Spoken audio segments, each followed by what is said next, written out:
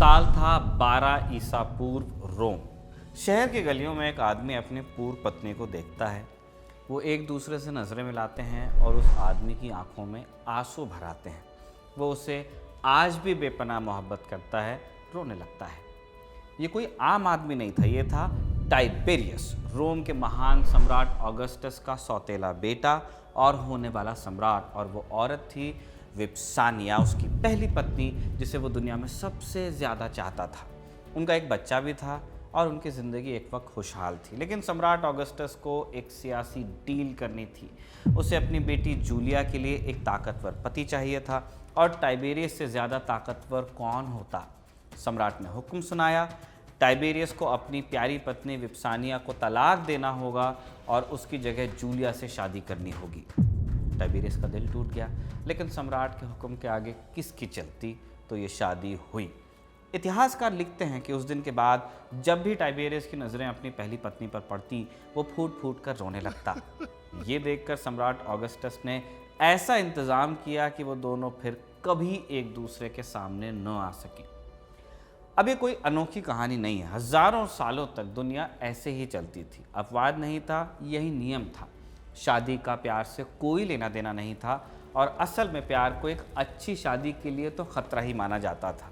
एक ऐसी जंगली आग जो बसे बसाए साम्राज्यों को, समाज के नियमों को और परिवार की इज्जत को जलाकर राख कर सकती थी। प्यार को काबू में रखना बहुत ज़रूरी था। तो फिर ये सब शुरू कैसे हुआ? अगर शादी प्यार के लिए नहीं बनी थी तो फिर क्यों बनी?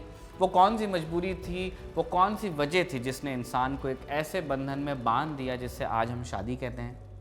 नमस्ते, मैं हूं निखिल और आप देख रहे हैं अलिफ लैला। अलिफ लैला की इस किस्त में जानेंगे कि इंसान ने शादी करना कब शुरू किया और क्यों किया।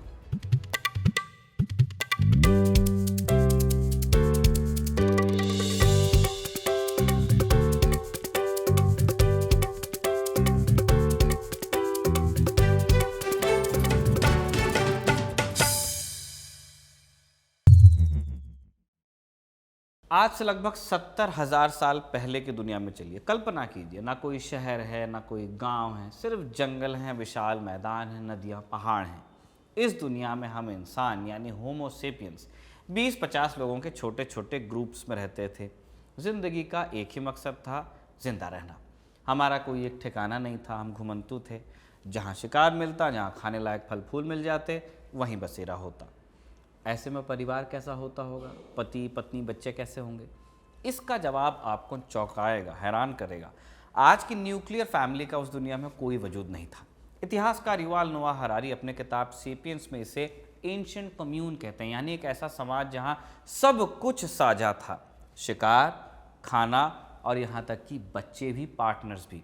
एक बच्चे की परवरिश सिर्फ उसकी माँ नहीं करती थी, बल्कि कबीले की सभी औरतें मिलकर उसे पालती थीं। कोई एक पुरुष उसका पिता नहीं कहलाता था, कबीले के सारे पुरुष उसके रक्षक थे। और ये सिस्टम सुनने में भले अजीब लगे, लेकिन इसके पीछे एक बहुत बड़ी बायोलॉजिकल वजह थी, इंसान का बच्चा। जानवरों के बच्चे अमूमन कुछ ही हफ्तों में या घंटों में भी कुछ केसेस में आत्मनिर्भर हो जाते हैं। इंसान का बच्चा लेकिन सालों तक पूरी तरह असहाय रहता है।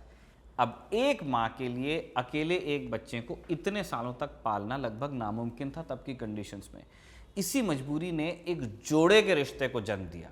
एक पुरुष और एक महिला कुछ वक्त के लिए साथ रहते। पुरुष शिकार लाता, महिला बच्चे की देखभाल करती, और ये बन गया एक टीम वर्क। लेकिन ये शादी नहीं थी, यहाँ कोई रस्में नहीं थी, कस्में नहीं थी। ये एक अनौपचारिक और अस्थायी व्यवस्था थी। सिस्टम में एक बड़ी प्रॉब्लम थी, लेकिन प्रॉब्लम ऑफ पैटर्निटी, यानी एक पुरुष कभी भी 100% यकीन से नहीं कह सकता था कि कबीले का कौन सा बच्चा उसी का है। तो समाज ने इसका हल क्या निकाला? उन्होंने इस सवाल को ही गैर ज़रूरी बनाया कि जब कोई एक बच्चा किसी एक आदमी का है ही नहीं, तो पूरे कबीले का हो गया, और इसीलिए जलन भी नहीं होगी। हजारों सालों तक इंसान इसी कामयाब व्यवस्था में जिया, लेकिन फिर एक खोज ने इसे पूरी तरह से बदल कर रख दिया। कौन सी खोज थी वो? ये खोज थी खेती। लगभग 10,000 साल पहले इंसान ने बीज बोना और फसल उगाना सीख लिया। इतिहास की किताबों में इसे इंसानियत की सबसे बड़ी छलांग बताया जाता है, लेकिन युवाल नोआ हरारी इसे इतिहास का सबसे बड़ा धोखा कहते हैं। क्यों? क्योंकि खेती ने इंसान की ज़िंदगी को आसान नहीं मुश्किल किया। शिकारी समूहों का जीवन कहीं ज़्यादा आरामदेह था। वो दिन में कुछ घंटे काम करते, तरह तरह का भोजन करते और आज़ाद घूमते फिरते। लेकिन किसान को तो सुबह से शाम तक कमर तोड़ मेहनत करनी पड़ती थी। जोतना है, बोना है, सींचना है, काटना है, और बदले में क्या मिलता है? गेहूं, चावल या मक्के पर टिकी एक बोरिंग डाइट। वैरायटी तो कम हो ही रही है आपकी जंगल में फिरने के बनस्पत। बीमारियां ज़्यादा हुई, मेहनत भी बढ़ गई, और फिर इंसान इस जाल में ऐसा फंस गया। फंसा क्यों? लेकिन एक वजह थी कि खेती से आबादी बढ़ी और बहुत ज़्यादा बढ़ी। शिकार पर जीने वाला एक छोटा सा कबीला जिस ज़मीन पर मुश्किल से गुजारा करता था, उसी ज़मीन पर खेती करके एक पूरा गांव पल सकता था, और यहीं से सब कुछ बदलने लगा। इंसान की हज़ारों साल पुरानी घुमंतु ज़िंदगी इसी तरह ख़त्म हुई। उसने घर बनाए, गांव बसाए, और इंसान के जीवन में पहली बार एक नए और शक्तिशाली विचार का जन्म हुआ, प्राइवेट प्रॉपर्टी, मेरा तेरा। एक शिकारी के पास ज़्यादा कुछ नहीं होता था, लेकिन किसान के पास ज़मीन थी, घर था, अनाज था, मवेशी थे, और ये सब उसकी अपनी मेहनत की कमाई थी। और इसी मेरी संपत्ति के विचार ने एक ऐसे सवाल को जन्म दिया जिसने दुनिया को बदला कि मेरे मरने के बाद इस संपत्ति का क्या होगा। वो ये किसी को सौंप कर जाना ही चाहता था। अब आदमी ये सारी चीज़ें किसी न किसी को सौंप कर जाना चाहता है, लेकिन किससे? अपने बेटे को, या मैट्रिलिनियल सिस्टम होगा तो बेटी को। पर कौन सा बेटा? किस औरत से पैदा हुआ बेटा या बेटी? उसे एक गारंटी चाहिए अब, और एक पुख्ता सबूत कि जो बच्चा उसकी संपत्ति का वारिस बनेगा या बनेगी वो उसी के खून का है। और इस गारंटी की ज़रूरत ने शादी को जन्म दिया। एक थ्योरी ये है, इतिहासकार स्टेफनी कून्स अपनी किताब मैरिज अ हिस्ट्री में लिखती हैं कि शादी का आविष्कार प्यार के लिए नहीं बल्कि ये तय करने के लिए हुआ था कि किसकी संपत्ति किसको मिलेगी। शादी एक सोशल कॉन्ट्रैक्ट था, एक सार्वजनिक घोषणा कि ये महिला अब इस पुरुष की है, और इस रिश्ते से पैदा होने वाले बच्चे को ही इस पुरुष का जायज़ वारिस माना जाएगा, इसको प्रॉपर्टी देंगे। अब मर्दों को तो श्योरिटी मिल गई, लेकिन इस नई व्यवस्था ने महिलाओं की ज़िंदगी को हमेशा के लिए बदल दिया। उनकी सबसे बड़ी कीमत उनकी कोख बन गई। उनकी दुनिया जंगल की आज़ादी से सिमटकर घर की चार दीवारों में कैद हो गई।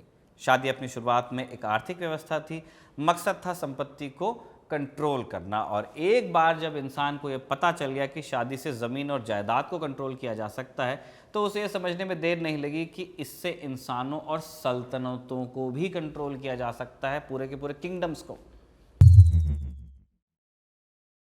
इंसान को एक नया हथियार मिल गया था, एक ऐसा हथियार जो तलवार से ज़्यादा धारदार था, शादी। और सिर्फ परिवारों को नहीं, सल्तनतों को कंट्रोल करने वाली शादी। इसका सबसे बड़ा उदाहरण हमें अपनी धरती पर मिलता है, हिंदुस्तान से। आज से लगभग 2300 साल पहले सिकंदर या अलेक्जेंडर के जनरल सेल्यूकस निकेटर ने भारत पर हमला किया। उसका सामना हुआ सम्राट चंद्रगुप्त मौर्य से। जंग के बाद सेल्यूकस ने अपनी बेटी हेलेना की शादी चंद्रगुप्त से की। और ये सिर्फ दो लोगों का रिश्ता नहीं, दो साम्राज्यों के बीच एक डील थी। इस एक शादी के बदले में सेल्यूकस ने आज के अफगानिस्तान और पाकिस्तान का एक बड़ा इलाका मौर्य साम्राज्य को सौंपा। एक शादी हुई, सरहदें बदल गई, दुश्मन नए हो गए, रिश्तेदार बदल गए। आम लोगों के लिए भी शादी एक सौदा ही थी। एक किसान को पत्नी चाहिए थी, लेकिन रोमांस के लिए नहीं। उसे एक जोड़ी हाथ चाहिए थे जो घर और खेत का काम संभालें और बच्चे पैदा कर सके। एक औरत को पति चाहिए था कि सुरक्षा और छत मिल जाए। शादी का एक और बड़ा फ़ायदा था रिश्तेदारी का नेटवर्क। जब दो लोगों की शादी होती थी, तब सिर्फ वो नहीं जुड़ते थे, उनके पूरे परिवार, पूरे कुनबे आपस में जुड़ते थे। आपका ससुराल पक्ष, अब वो सिर्फ रिश्तेदार नहीं थे, वो आपका सुरक्षा कवच हो गए। फसल ख़राब हो गई, आपके ससुर आपकी मदद करेंगे। किसी पड़ोसी से झगड़ा हो गया, आपके साले आपके साथ खड़े होंगे। बीमार पड़ गए, आपकी सास आकर बच्चों को संभालेंगी। शादी आपका एक तरह से सोशल इंश्योरेंस बनने लगी। तो हज़ारों सालों तक, महल से लेकर झोंपड़ी तक, शादी का सिर्फ एक मतलब था, एक प्रैक्टिकल डील, एक प्रैक्टिकल समझौता। प्यार, मोहब्बत, दिल, ये शब्द शादी की डिक्शनरी में नहीं थे। और जैसे हमने आपको पहले बताया, प्यार को तो शादी के लिए एक खतरा माना जाता था। प्यार, मोहब्बत, इश्क, ये इमोशंस थे तो हमेशा से, लेकिन हज़ारों सालों तक इन्हें शादी के दरवाजे से बाहर रखा गया। प्यार एक दुर्लभ और एक अनोखी घटना थी, और क्योंकि ये इतना दुर्लभ था, इसलिए जब भी ये होता था तो एक कहानी बनती थी। हम हीर रांझा, लैला मजनू, रोमियो जूलियट की कहानियाँ क्यों याद रखते हैं? इसलिए नहीं कि उनके ज़माने में सभी लोग ऐसा करते थे, बल्कि इसलिए क्योंकि कोई नहीं करता था जिस एक्सट्रीम पे जाकर उन्होंने इश्क किया। ये सारी प्रेम कहानियाँ ट्रेजिडीज़ हैं, अंत दुखद है, क्योंकि इन किरदारों ने अपने समाज के सबसे बड़े नियम को तोड़ा था। उनकी कहानियाँ एक चेतावनी थी कि अगर दिल के पीछे भागोगे तो बर्बाद हो जाओगे। तो फिर ये बदलाव कैसे आया? ये क्रांति 18वीं और 19वीं सदी में यूरोप से शुरू हुई मानी जाती है। नए विचारकों ने पहली बार पर्सनल लिबर्टी और पर्सनल हैप्पीनेस की बात की। अब ये उस ज़माने में एक रेवोल्यूशनरी विचार था। इसी सोच को हवा दी इंडस्ट्रियल रेवोल्यूशन ने। फिर लोग अब सिर्फ बाप दादा की ज़मीन पर निर्भर नहीं थे, वो शहरों में जाकर फैक्ट्रीज़ में काम करने लगे, तनख्वाह खुद कमाने लगे। जब एक नौजवान की जेब में अपना पैसा होता है तो उसमें अपने फैसले खुद लेने की हिम्मत भी आती है। अब इस आग को हवा देने में एक और आविष्कार ने बड़ी भूमिका निभाई, जो थी प्रिंटिंग प्रेस और उससे छपने वाले उपन्यास। पहली बार आम लोगों के हाथ में कहानियाँ आईं, प्यार की, रोमांस की, बगावत की। लोगों ने इन कहानियों को पढ़ा और अपनी ज़िंदगी में भी वैसा ही प्यार खोजने का वो इरादा करने लगे। ये एक पीढ़ीगत संघर्ष था, जनरेशनल वॉर। पुरानी पीढ़ी कहती कि शादी एक जिम्मेदारी है, नई पीढ़ी कहती कि नहीं, शादी प्यार का इजहार है।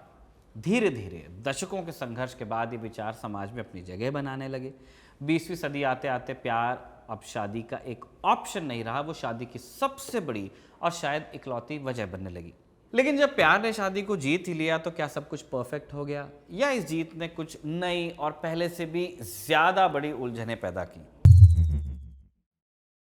इतिहास का स्टेफनी कून्स लिखती हैं कि प्यार ने शादी को पहले से कहीं ज़्यादा मुश्किल और नाजुक बनाया। क्यों? क्योंकि जब शादी एक सौदा थी तो उसकी शर्तें क्लियर थी, उम्मीदें ज़्यादा नहीं थी। लेकिन आज क्या है? आज हमने एक ही इंसान पर उम्मीदों का पूरा पहाड़ लाद दिया। आज हम चाहते हैं कि हमारा जीवन साथी हमारा सबसे अच्छा दोस्त हो, सबसे जुनूनी प्रेमी हो, हमारा सपोर्ट बेस बने, बराबर का आर्थिक भागीदार हो और हमारा पर्सनल थेरेपिस्ट भी हो। एक इंसान से पूरे गांव का काम हम लेना चाहते हैं, और ये एक ऐसा बोझ है जो इतिहास में किसी भी शादी ने नहीं उठाया। शादियां कमज़ोर नहीं हो रही हैं, एक्सपेक्टेशन बढ़ रही है। इन्हीं उम्मीदों के बोझ के बीच 20वीं सदी की औरतों ने दुनिया में एक बड़ी क्रांति की। बराबरी मांगी, शिक्षा और आर्थिक आज़ादी मांगी। औरतें घरों से बाहर निकली, लेकिन दिक्कत ये हो गई कि औरतें तो बदल गई पर शादी का सिस्टम जैसा था वैसा ही रहा। समाज आज भी औरत से उम्मीद करता है कि वो नौकरी भी करे, साथ में घर की भी पूरी जिम्मेदारी उठाए। और इस दोहरी मार ने महिलाओं पर बोझ बढ़ाया, रिश्तों में टकराव पैदा किया और यहीं से तलाक की भूमिका बदली है। हम ये नहीं कहते हैं कि इस सिस्टम ने डाइवोर्स को इन्वेंट किया, उसका नेचर चेंज किया। आज बढ़ती तलाक की दरें देखकर लोग कहते हैं कि शादी की संस्था कमज़ोर हो रही है, लेकिन आधा सच है। आज तलाक इस बात का सबूत है कि लोग एक दुखी और बिना प्यार की शादी को और बर्दाश्त करने को तैयार नहीं है। और तलाक अपने आप में कोई प्रॉब्लम भी नहीं है। अगर हम शादी की शुरुआत को समझ लें तो ये हमेशा से एक कॉन्ट्रैक्ट ही था, एक समझौता, कोई बंधुआ मजदूरी नहीं कि चाहे कुछ भी हो आपको ज़िंदगी भर एक ही इंसान के साथ बितानी है। अगर कॉन्ट्रैक्ट की शर्तें जो आज प्यार, सम्मान और बराबरी हैं ये पूरी नहीं हो रही तो उस कॉन्ट्रैक्ट से बाहर निकलना कोई असफलता नहीं है, हक है। और अब 21वीं सदी में हम शादी के इतिहास में एक और नया और शायद सबसे क्रांतिकारी मोड़ देख रहे हैं। एक नई पीढ़ी के बीच एंटी मैरिज सोच की लहर चल पड़ी है। वो शादी के पूरे सिस्टम पर सवाल उठा रहे हैं, पूछ रहे हैं कि प्यार और साथ के लिए किसी सरकारी या सामाजिक स्टैम्प की ज़रूरत क्यों है। कई युवा आज अपने करियर, अपनी आज़ादी और अपनी पर्सनल ग्रोथ को शादी के पारंपरिक बंधन से ज़्यादा ज़रूरी समझते हैं। वो पार्टनरशिप में यकीन रखते हैं, लेकिन उस पर शादी का लेबल लगाना बहुत ज़रूरी नहीं समझते हैं।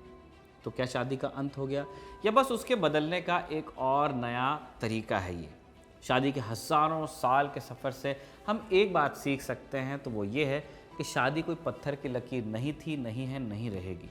ये हमेशा समाज की ज़रूरतों के हिसाब से खुद को ढालती आई है और आगे भी ऐसा ही होगा। शादी पर यह शानदार आलेख कमल ने लिखा था और अभिषेक ने इसे रिकॉर्ड किया था। आप देखते रहिए खबरनामा।